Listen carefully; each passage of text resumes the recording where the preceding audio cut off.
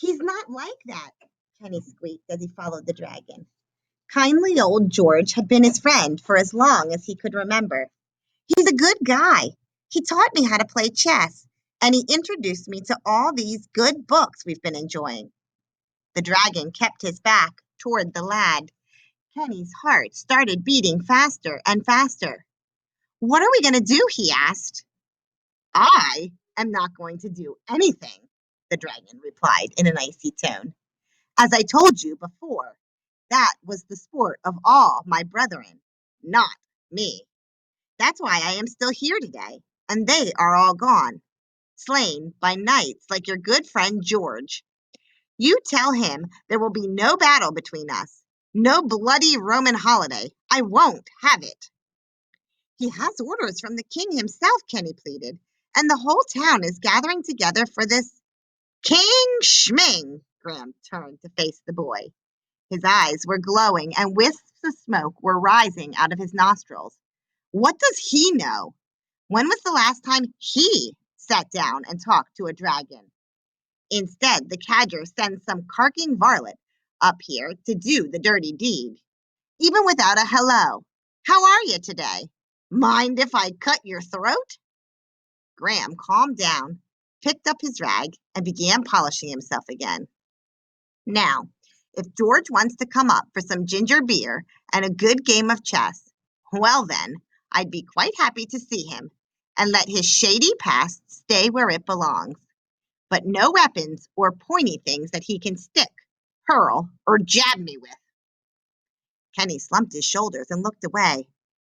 I'm afraid it's not going to happen that way. A little bantling, said Graham with a sigh, as he stopped admiring himself in the mirror. He bent low enough to look Kenny right in the eyes. Don't worry. I just know you will think of something to make this right. Come on now. You're the well-read, smart one, remember? Flabbergasted, Kenny said nothing. The dragon resumed polishing his scales and admiring himself in the mirror as if he was without a care in the world, his mind whirling. Kenny grabbed his bicycle and left. Normally, the arduous ride up Shepherd's Hill meant a fast-paced, exciting ride down. But the boy simply walked his bike back toward home. The high noon sun had warmed the soft ground, and there was a gentle, lazy breeze whispering through the leaves as he made his way down the hill. Dragonflies and butterflies flitted all about. One even alighted on its handlebars. But Kenny didn't notice any of this. What on earth am I going to do? He said to himself. Both of his best friends were to be pitted against each other in a battle to the death. Who would win? Would Graham just lie there refusing to fight and be slaughtered? Or would George, much older now than he was back in his heyday, be burnt to a crisp? The river stone feeling had taken over his entire body, and he swallowed hard to hold back the river itself that welled up in his eyes. Parking his bike on the porch, he was startled by his father bursting out of the front door.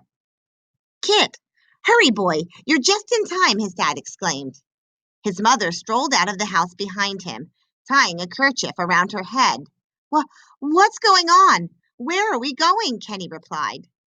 For a moment, his parents' excitement distracted him from the heavy responsibility he was feeling. There's a parade in town. We just got word, his mom answered as she hopped aboard their sheep-drawn cart.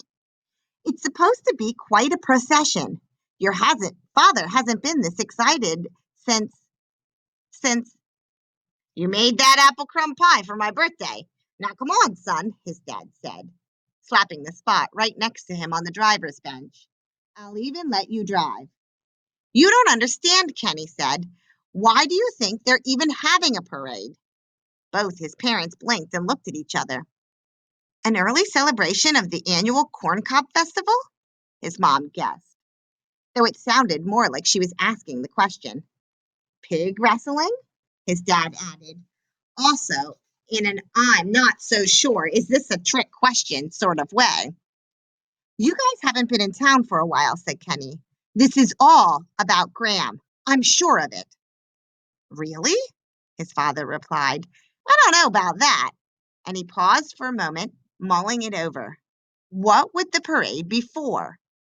Why don't we go into town and see for ourselves? His mother suggested. Kenny sighed and slowly climbed up onto the cart with his parents. It seemed that as much as he might try to escape it, he found himself heading right back into Round Brook and right back into his worst fears.